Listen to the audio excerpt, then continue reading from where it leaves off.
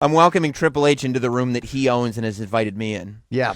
It is weird to see a man in that room. Yeah, there's such a difference between what a man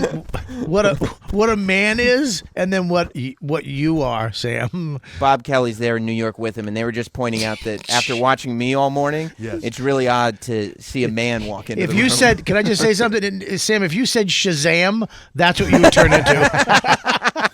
Nobody's buying that tape on Beard either. You don't think so?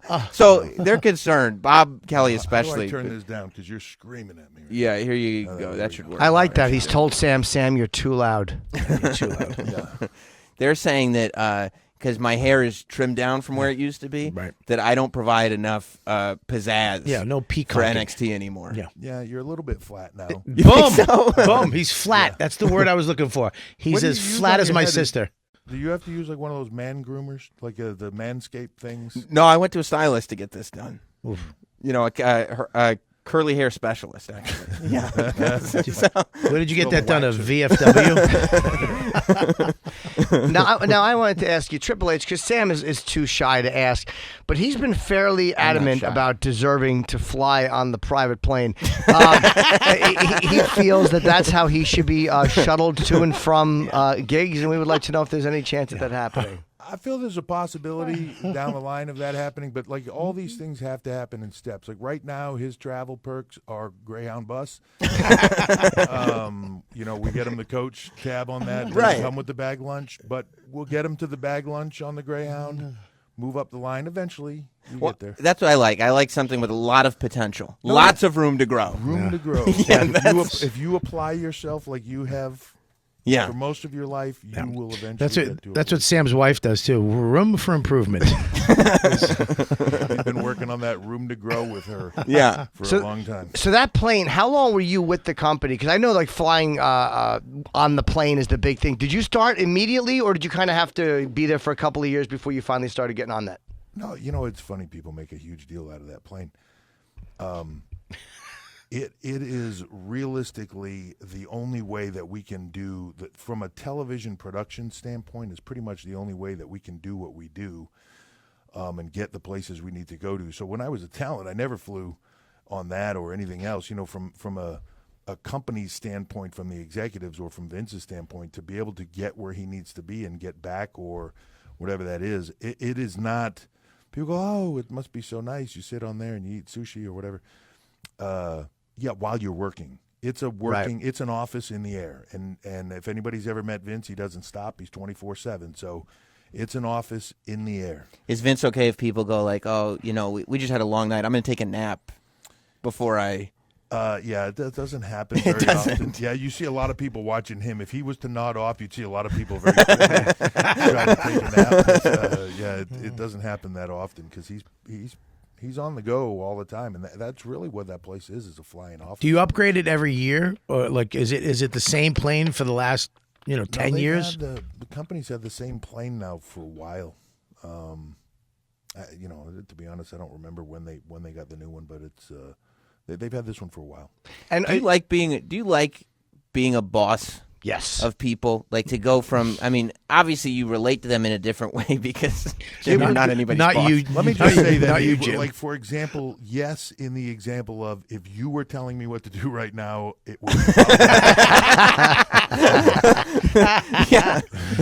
be that makes sense. Yeah. But when you're a boss, like people come up to you, like you're the person they go to. They want things. You get to deliver the good news, but you also, unless you hire somebody to deliver the bad news for you. So, one, I don't necessarily try to look at myself as anybody's boss. I try to look at myself in the role of this is a business where everybody has to work together to get common stuff done. That's how I see it. So it's a giant team. The point is, though, at some point in time, somebody has to make the final decision on things. So you debate a lot of things. You talk about a lot of things. And then somebody has to make the final decision. Whether popular or unpopular, you have to make the final decision, and it's got to be solid and stick to it. The truth is, nobody really understands that role until they have that role. You can think when you're in the number 2 spot, well, this is so obvious, I would do this. But when the pressure is on you to have that decision being yours and live or die by it or whatever, that's a different, the dynamic absolutely changes in the moment it becomes your responsibility, and then to not second guess and do all those things. It's just the difference of even just one show where you're in the position of going along with things or presenting your ideas and thinking like, this is we should do this. It's be so much better or whatever. But then when that becomes your decision to make, it's a different ballgame. Have you had moments where you've gone like, this was my decision and it didn't work, and you're like, oh shit? Absolutely. Yeah. Absolutely. Anybody that's in that position, yeah, absolutely. The truth is, you don't know if the other one would have worked better, right? A lot of times, you'll hear said in this business a lot, sometimes things are chocolate and vanilla, right? So it's all ice cream. It's all pretty good, but right. Like, do you want chocolate or do you want vanilla? You eat the chocolate, you go like, that wasn't really what I wanted today. But right. I don't know, the vanilla might not have been any better. You find out everybody wanted strawberry anyway. So sometimes that happens too. Yeah. So. Are you good at making decisions? Like, are you good at telling people things that you know they're not going to like? Like, some guys who are bosses are comfortable doing that. I'm terrible at it. Like, I hate telling people things that I know they're not going to like. Or are you comfortable doing that?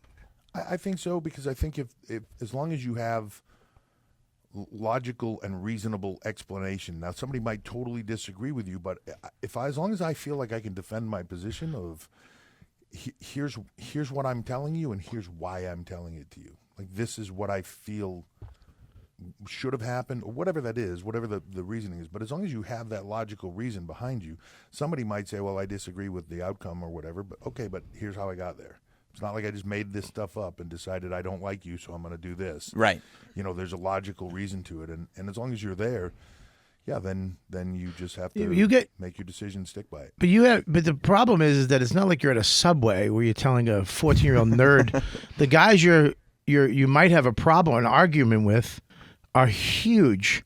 Like, these are really big guys. I mean, have you ever had we got to do this, and they get so pissed where it gets Bob, heated? I don't know if you've met Triple H. He's also got some size to him as well. I'm looking at him. I'm looking at him next to you, so he's actually and bigger that's with now. Him really close to the camera and me far away. Our business is very professional. So you see the craziness that you see on camera and on screen and everything, but behind the scenes, obviously, there's a lot of emotion to anything you do, and passion of what we do and all that stuff. But for the most part, everybody's pretty professional, and you're just having discussions about things. And sometimes you got to tell somebody something they don't like. Other times you give them news they love. So it just depends on the day. But everybody's reasonable. Do you like the crossover? Sorry, Sam. Do you like the crossover you guys have had with UFC? It's really interesting between Brock and Ronda, two of the biggest stars in both, have kind of worked well. I mean, Ronda went from one to the other, and Brock has kind of gone back and forth. You must be happy about that. And Shayna Baszler, too, who was on The Ultimate Fighter. Matt Riddle. Is now... Oh, right, Matt Riddle. That's right. Yeah, but he definitely doesn't Matt like... Riddle was an incredible, standout UFC performer, and then, made the transition to what we do. I am a big believer in the athletes. No different than you see talent like a Baron Corbin, who, I know he gets a lot of heat, but he's a phenomenal performer. He was an NFL player, came into this a little bit later, was a fan, but then came into this a little bit later as a performer. You see Braun Strowman coming in from strongman competitions. And so you see athletes coming in from a lot of different backgrounds, but I think that's one of the things that was the goal of the Performance Center when we did this, 5 or 7 years ago, whatever it was when we started. I'm terrible with dates, but the concept of this was to create a pathway for people. I would meet people all the time in various either sporting, events or entertainment that would just say, man, I've always dreamed about doing that. I've been such a fan. I would love to do that. How do you get into it? And there was no clear path to do this. I'd meet guys that were in the NFL and think like, I got another year left, but I'm 23 or something, and I want to continue to be an athlete. And I've always dreamed of two things: NFL, I've done that, and WWE. And how can I get there? And to create that pathway for them, to create a place they could go train, just like as if they were at a D1 college or on a pro team. So that they can make that transition. I think that transition would be, I don't know that you would have seen a Ronda make that transition or people like that make the transition as successfully without that system. And how is women's wrestling? I mean, it was, it's become huge, and it like back in the day, it wasn't as big as it was. It was always the guys, but with women like all the women. Like I just saw that movie Fighting with My Family. Like it's as big as the guys now, and as interesting for a wrestling fan. I love to watch those matches too. Like, was that something that you guys did, or was that something that just happened? Well, no, it's something that we consciously went after, but also, you can say it's like the chicken or the egg thing, right? Like, what are fans and what is the world willing to accept? I think if you go back 20 years ago and you say there are going to be, Dana White said it at one point in time, right? There will never be women's MMA. Well, the UFC will never have women in it. And then along comes Ronda Rousey, and she captivates everybody. There was a period of time, if you go back 25 years, 30 years ago, that anybody would think that, the women's soccer team would be bigger than the men's soccer team in the U.S., or that, the world would be captivated by the female gymnast, or women's tennis would be bigger than men's. That stuff goes through transitions and what people are willing to accept. But as you're kind of watching what's happening in the world and seeing what's going on and changing how they are, it used to always, even for me as a talent, I used to always think to myself, like, man, some of these women are really talented, but we don't allow them to do what they do. And I don't know that fans would accept it, but like some of them could be really skilled. They've just never been trained right. So when I kind of came in and took over developmental, it was kind of blank slating it and saying, we're going to recruit different women. We're going to recruit athletes. We're going to train them the same way. I remember walking in here one day and saying, well, they're not allowed to do that. They're trained like this. And I was like, why? Right. You know what I mean? Right. Nobody could give me a good answer. So I was like, all right, so all that stuff goes out the window now. Here's what we're doing. And we changed it. And when you started to give them those opportunities, and you had athletes like Sasha, Becky, Charlotte, Ember Moon, and just Naomi at that time, and all these women that were in the system that just took that ball and ran with it. And you could very quickly see, like, oh, my God, when they are applying themselves to this and learning it in the same way, very quickly, they're almost more driven than the guys to prove a point, and they're knocking that out of the park. You go no further than our fans then with the Give Divas a Chance hashtag trended globally for 3 days, and they drove that process, but we were already there with it. NXT started to give them a little bit of a platform to people see it, for people to see it. The fans got onto it, said this is what we want. They demanded it. We followed suit, and you have to look no further than this year's WrestleMania with Ronda, Becky, and Charlotte in the main event. Yeah. And not because there was a moment in time where we said, let's make them the main event and capture some headlines. It had nothing to do with that. It was because they were the main event. You can clearly look at that run into Mania and go, what was the most talked about thing? It was that match. What was the most talked about storyline? That match. What was the biggest attraction? That match. Yeah, and it was the match the fans wanted to see the most too. That was everybody thought that's where it should be. Yeah, are you involved in the production of, like, now you guys are doing movies and TV? Are you involved in all that too, or are you just in the wrestling side of it, the live events and the shows? I'm in more the wrestling side of it and the live events. Clearly, I have knowledge about what's happening, and all of the pieces and components that go into it from a bigger scope of what WWE is. I often say that WWE, and people ask me, where is it in 10 years or 15, 20 years from now? And to me, I feel like we're at that tipping point where WWE is like a Disney or a Marvel, where it becomes less about the comic books, less about the princesses and the cartoon characters, and all of a sudden becomes this different entity that all these things, movies, television, all these different things roll into. Because at the end of the day, while what we do as a core product is in ring, we're really a giant media company that is out there promoting and doing all this other media stuff, and that's where we really excel. And that's why Sam has to get pizzazz. He has to grow his hair back, get a silver tie, something. I mean, look at his beard and look at your beard. That beard has levels. I mean, Yeah. the mustache is separated from the beard. I mean, it looks great. And then your beard is just like you're a fisherman, like you're in Canada fishing for trout. There's fishermen who like wrestling too, though. Yeah, absolutely. But I bet Fishermen they have want to better. relate. I believe there is some fish in the beard right now. There could be. I don't check. Yeah, it looks like some scales. So tonight's a big night because, Triple H was just talking about when he came over and took over developmental, which literally used to be developmental. It used to be a place where they would get people and train them how to be WWE superstars, how to go on WWE TV and perform in this way. And when you took it over, you branded it NXT, and you started to build this brand, which started to attract eyes of not people just going like, oh, I'm just curious about what's coming next, but no, I just want to watch NXT. You have some of the best athletes in the world, and you've brought it so far to a point, like WWE Network specials, a weekly television show on the network to tonight, which is the first time that NXT is going live on USA for 2 hours in prime time in your weekly slot. So what is today like for you? I mean, this has to be an insane It is, yeah. day. And it's just been a crazy ride of doing this and thinking it's going to get to a certain point, and then it just keeps growing and growing and growing, and you're riding along with it. But it's been a methodical growth pattern and getting where we are now, where I think, the term developmental for me, everybody in this business until the day you're out of it is developmental in some way. You're going to learn about this because crowds change, the way people want to watch change, so all that stuff shifts. So you're constantly learning in this because it's a live product. Mm-hmm. So it's going to constantly change. You're not just making a static television show that you record and put out and put a laugh track on it or something.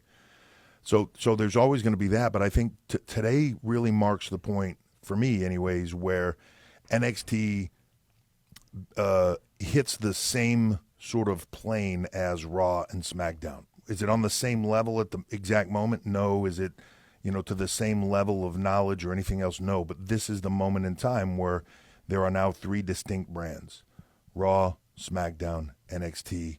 I believe talent can go from one to the other, back and forth, and create longevity to their careers. Where, if you're in one place for 10 years, that's a long time. People seeing you doing the same thing over and over again for 10 years. The ability to go from one to the other and work with different people and do different things, reinvent yourself, all that stuff, it just creates longevity for careers. And then as that grows and you see NXT UK, as we expand globally, now we have a performance center in London. As that expands globally, you'll see more of those. So you'll see territories, for lack of a better term, around the globe where people can go and continue to grow their careers and make it longer, so that they have that, they can spend their entire arc here and have it be meaningful and in a professional way, not running out there trying to hope the guy pays you, and if I get hurt, now what, And do you think, as far as this has expanded past developmental, that it's become a brand instead of a department, right? Yes. So do you think that you will still have the same level of autonomy that you've had over it as big as this thing gets? Or is Vince the type of person that goes like, look, I trust you, but you're now sending this out to millions of people. I need to have my hands on this. Yeah, no, it's an interesting question. So, the one thing that people don't give credit for to Vince is that everything in this company eventually is because of him, right? Like at this point, like if he doesn't want to do it, it isn't happening. If he doesn't see the value in it, it isn't happening. And I get that people could look at it and go, yeah, but NXT was over here, it was a network thing, no big deal. But he saw the growth, he saw everything happening, he saw the alternative nature of it, different than what Raw and SmackDown are. He understands that difference and why one works and why the other one doesn't, and what needs to be put out there for the masses and for the general population, also what needs to be put out there for more passionate, more deeper level of engagement fans. NXT is something different. It isn't necessarily what Raw and SmackDown would be, because those are the general entertainment shows. So his ability to separate and see the two is huge. Right now, there is no – he knows what makes it successful. He's like, just go make this successful. And trust me, if we did something that was tragically wrong, he would be like, what are you doing? Right. You know, so he'll put his fix hands that. on if need be, but as long as it's still successful, just keep doing. Yeah, and when I say that, that's no different than anything else in the company. Sure. Everything else is running in the company, but when you're at his level with all the stuff this company has going on, his view is at 100,000 feet or higher, and he's just looking at things. And if he sees something wrong, he goes, "What? I think this might be the wrong direction for us as a company." That's been since the beginning of NXT. If he sees something that he doesn't like, yeah, he's going to make a comment about it, and you either defend it or change it, right? And that's the way it's always been. But the success of this has led him to believe it's in the right direction, and it's just going. You know what I mean? It's just going. And with all the stuff we have going on, you just look at just this week alone, 7 hours of live content. That's if you don't count 205 on the network, right? So if you do, that's 8 hours of content just this week. And then there's a pay-per-view on Sunday. And that's going to be every week going forward. Yeah. Yeah. Yeah, like that's the one thing. Like I was thinking to myself the other day, I'm like, man, I've been in Orlando a bunch lately. I'm like, I better get used to that. I'll be here every week. Like, it's just all of a sudden it escalated rapidly. You know. Yeah. Well, Triple H, unlike Sam, I have total faith in your ability to run NXT. I don't think you're going to need any outside. I apologize for Sam's implying that you need help. The last time I saw you and I saw you and Stephanie, I think it was backstage at Black Sabbath. Yes. I think that's the last time I saw you. What's the last concert you went to? Last concert I went to was a few weeks ago. I went to go see ZZ Top in New Hampshire. We have a place up in New Hampshire, and Billy's been a fan, and Dusty have been fans for forever. They've been coming. I've known them since probably '95, coming to events, and they're huge fans. Great beards. A lot of our great. They beards. pop. The beards pop. It's a comment about me. I think that's a little bit. It's a shot. It's a little bit of a shot. But huge fans, been friends of ours for a long period of time. So we just went to go see them. It was a spectacular concert. Their 50th anniversary, which it's a funny thing, you know, like Billy made a comment in the show, like 50 years, same three guys. Wow. Same three chords. I've never seen them live. That's actually one band I'd like to see live and never have. They were phenomenal. Yeah, they were really, really good. What's it like to collaborate with Lemmy? I mean, not just know him, you know what I mean? But you actually collaborated on music for yourself with Lemmy. It was awesome. You know, I didn't when we first did the game track that was written by Jim Johnson and the WWE. I didn't know Lem at all, so when they did it, and it was a long process of me getting to the point where they were like, "Let's get Motorhead to do this." I mean, obviously you were a fan. Yeah, forever. Huge, yeah, huge, yeah, and that was the sound I wanted. The problem was they kept recording this version of the song, and I hated it. And they would say, "What do you want it to sound like?" And I would say Motorhead, much more like Motorhead. That raw, guttural sound, like that, you know, aggressive. And finally, they were like, "Well, we would just get Motorhead to do it," and because I didn't know that was an option. If I would have known that was an option in the beginning, I would have just said, "Let's get Motorhead to do it." And they agreed to do it, and then Lem, didn't know anything about it. They sent him video of me and pictures and stuff, and he's like, "Okay, I can make that guy." He rewrote the song, did the stuff, and recorded it. It wasn't until later we met and a couple times, and cordial and everything, and then I did a track with them on an album called Hammered for them. It's a track called Serial Killer. It's a spoken word piece. Lem called me and was like, "Hey, if we bring you out to L.A., would you do this track with me? I think our voices would sound cool, synced up together." Mm-hmm. And so I was like, "Yeah, I'll come and do it." Of course I will, yeah. So it was just a spoken word piece, but I sat in the studio with them for 2 days while they were making that album, and Lem had already finished all his bass tracks. So he was just there, and I was just waiting to do my stuff while everybody else, Phil was, Mickey wasn't even there. Phil was doing his guitar stuff. Lem and I just sat on a couch in this living room for like 2 straight days and just became really good friends. It's hard for me to explain the relationship because he was obviously a lot older and in a different place, but we had this relationship just where like he'd call me out of the blue, and it was like we'd been on the phone 5 minutes ago, but I hadn't talked to him in 3 months. Isn't it interesting too what he was into? He was like a big World War II buff, like all this weird stuff you'd never. Crazy historian, World War II. He was incredibly smart. His lyrics. I think when you look at his lyrics, if you read into the lyrics, some of them are incredibly smart. Some of them are incredibly tongue in cheek. Like he just made fun music, and he made music he liked, and but he was very, with Lem, what you saw was what he was. There was no, he didn't dress like that because that was how you were supposed to look as a rock star. That's just how he wanted to dress, and he acted a certain way, and the things he said, he had just a very simplistic way of looking at the world and life, and he had been through injuries. I remember the first thing that he said to me that really led us into having a conversation away from, because when we spoke, we hardly ever talked about wrestling, but away from music or anything else, he just said, hey, when you had your injury with your leg, he said, did you think your career was over? How'd you deal with that? Because, man, when they told me I was diabetic, I thought I was done. And, man, that really got in my head, and that started the conversation between the two of us in a different route. He would come to like the Staples Center. We'd be gonna have TV there or an event there. I'd get a call from Todd, or he'd leave me a message, Lemwood, and say, "Saw you at Staples. Gonna stop by." I'd get message that he was there. He'd pull in his limo. He'd have our production people wait. He wasn't like a huge fan, so he would sit in the car, and then before my match would come, they'd bring him out. He'd sit in the arena. I'd put him over when I went to the ring. I'd have my match. I'd usually lose. I'd go over to him. He'd go, "You're perfect for Motorhead. You never win." and then he'd say, "I'll be in the car," and I would get done the show. I'd go shower and stuff. 2 hours later, whatever, I'd come out. Limo'd still be underneath.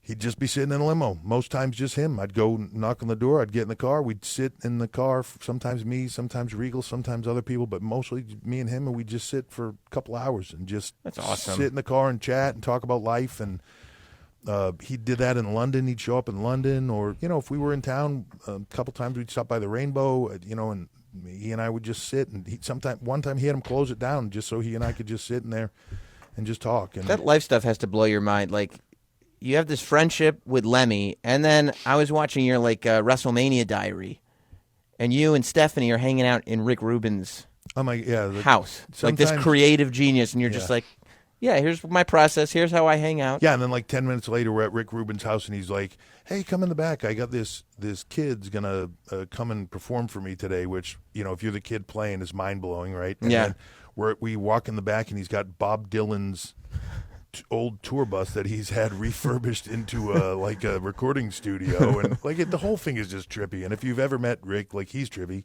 Yeah, just surreal. There's some things like that. I'm not a big I'm not like a big starstruck. I've never been that way. To me, people are people, and then you meet them, and they're either cool or they're not. Doesn't matter what they do. And but yeah, there's it's a funny thing for me growing up. There was only certain people that I really looked at and thought oh man, that guy is something cool, like Arnold or something. And then later I did a lot of stuff with him and got to be friends with him, and just different people that have come in and out and of my life, and been extraordinarily lucky in that sense of just being around a lot of really cool people. And to me, moments in time, like when you get to sit with Rick Rubin, even just sitting in a room with him for a couple of hours, you learn so much about not the music, but just perceptions of life and how he thinks of things, right. And that perspective of stuff. I learned so many things from Lem without him ever probably thinking he was ever teaching me anything, I guess, in a way. But just being around him makes you think of things differently, and it's just a really cool process. The stuff Rick Rubin did with Johnny Cash was really great. Did you ever see the video? You probably have for God's Gonna Cut You Down. It's this black and white video. I think they made it after Johnny Cash died, where they have all these interesting people, and they have one of the guys from ZZ Top making these weird cameos. Yes. Yeah, I mean, that stuff is crazy. And that Johnny Cash thing, so you talked about collaborating with Lemmy. So when Lem was really sick, he got really sick, and then probably a year or two before he passed, but then he kind of made a comeback. And to use wrestling terms, he kicked out, made a comeback, and then I did well for a while and before he passed. And so during that time when he was really sick, I saw him in L.A., and we talked to him about doing some covers. And the Rick Rubin, Johnny Cash stuff was an inspiration to me because I love the voice and the things that they did that were different so much. Yeah. That we sat in the back of the Staples Center and started talking about, hey, what if you did some covers? and we did this project together, and we'll promote it, and and he was really into it, and we had a deal created with the record label, and we started putting together a list of tracks, and I'll never forget it because Neil Lowy, our music guy, was in the room, and Lem at first was like, H, what do you mean? Like, what kind of music? And I'm like, Lem, some outside the box stuff, right? Like stuff that people would never think you would do, but yet your voice is so iconic that in those moments it's incredibly powerful. And I name off a couple of things, and then Neil goes, maybe even a rap track. And Lemmy's eyes bugged out of his head, and he was like, effing rap. I was like, Neil, yeah, I got this here. Stop. Yeah, like you're about to shut the whole deal down. Right? He did good covers. Did you ever hear his cover of Shout It Out Loud, or a great one of Breaking the Law? Lemmy did great covers. Oh, yeah, really good. So interesting story, and this will sound like I'm trying to, and I'm not trying to take credit for anything here, but I'm just, it's because it's a fun story. And so we're sitting in that room, and one of the tracks I mentioned is Sympathy for the Devil. I said, and he was like, not a big Stones. Like, he's a big Beatles guy. Yeah. Wasn't a big Stones guy. And I'm like, man, to me, that song with your voice on it, Lem, like, you're the devil, right? Like, your voice, like, that is, I don't know. So I talk him into it. And it's the first one he does as that cover for this album that we were going to do that was all cover tracks. And he sends me a cut of it, like, I don't know, They go in and they record it a couple weeks later, and Todd, his manager, is sending us feedback like, dude, this thing is incredible. Everybody in the studio is freaking out about how good it is. Lem sends it over to me, and he leaves an entire verse of the song out, and I call him up, and I'm like, Lem, this sounds incredible, but like, you got to do the whole song, man. And he's like, the song is too long. I'm not singing the whole song. And I'm like, it's not the song. If you don't, everybody knows the song. You got to do the whole thing. Yeah. And, he's like, I'll think about it. And then Todd called, and finally he said, because you want him to do it, he'll agree to do it. So they did it. They finished it. And then, like, everybody was freaking out. I mean, they've used that thing for commercials, all that stuff. And the other song that we had on the list was Bowie's Heroes. It would have been amazing. No, he did it. Did he? It's on. Have you heard that, Jim? No, not Bowie's Heroes. Oh, my God. So when we suggested it, we're in the room, and I was like, David Bowie, like, Heroes, you doing that song? He's like, I am not singing about dolphins. I'm not doing it. And I was like, Lem, rewrite the lyrics. Who cares? Like, put it in your words. But the song itself is so cool and iconic. And I could picture Phil doing it with the guitar. You got to listen to it. It's awesome. Lem rewrote the lyrics, and they did the track. They were supposed to do a whole bunch of them. And, towards the end, he knew. Right? He didn't know until he came back, and they told him, he went in because it was breaking down bad, and that's when they looked, they did the scan and said, dude, you got brain cancer. Like, you're done. Like it's shocked that you're here. And which shocking that he's been here probably for the last 30 years of his life. Yeah. But he knew, that run on the end. And like, he did those tracks, but then they ended up putting them out on like Sympathy he put out on Bad Magic. I think the last album they did the Undercover album. I think that's where they put Heroes and stuff. But to the last, one of the last times I saw him, we did an interview with him. I asked him about doing an interview. I said, I didn't really say it in this manner, but I could tell. When I was talking to him, he was checking out. Not checking out in like he was off. Checking out in like, I'm at the end, dude. Like, when we would leave, it might be last time. Yeah. So I asked him about doing an interview. And he said, yeah. And at that time, he wasn't doing anything. And I brought Corey Graves with me because Corey Graves is a fan. I needed like somebody to ask questions because Lem and I would go off on this tangent and never talk about anything interesting except something to he and I. And we went to the Rainbow. It was closed. They just put me, Corey, and Lemmy. We've never put it out yet, but it's one of the last interviews that he's ever done. Wow. Yeah. Oh, yeah, you should put that out. Yeah, I can't wait to see that. Yeah, it's something that we're talking about doing in this coming year. And we've just kind of been waiting for the right time, but it's one of the last interviews that he did, and it's I mean, it's amazing. But even at that meeting, so his manager Todd was there, and for like 20 minutes leaving as we're walking out, he is blistering Todd about the fact that they couldn't get all these covers on the album. And Todd is like, Lem, there's only so much space on a vinyl. Like, I can't put more stuff on there. I got to take a song off if you want to put another song on. And Lem is, I don't care. You're so full of crap. You could have got all these songs on that album, and it's bullshit. And he was so mad at Todd. We just talked about it the other day because they just sent me some stuff, and I was talking to Todd, and he was like, God, remember how mad he was at me for those covers not being on the album? And like, it was the funny. He dug the covers, and it was so, from a collaborative process, it was so like, that's amazing, fun doing stuff with him and kind of getting, I don't know, getting his take on it and getting him outside of the box and doing stuff. It was a lot of fun. Want more Jim and Sam? Catch up with full episodes and interviews from celebrity guests anytime on demand using the SiriusXM app.